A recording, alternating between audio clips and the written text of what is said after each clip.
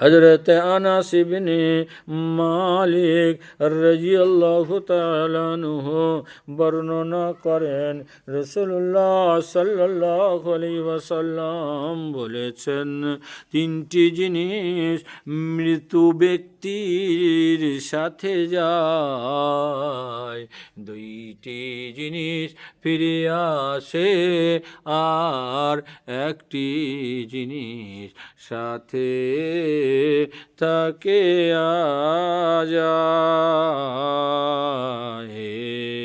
পরিবার, পরিজন ও সম্পদ এবং আমল সাথে যায়। পরিবার, পরিজন ও সম্পদ ফিরে আসে, আর আমল সাথে থাকে যায়। মুসলিম শরীফ।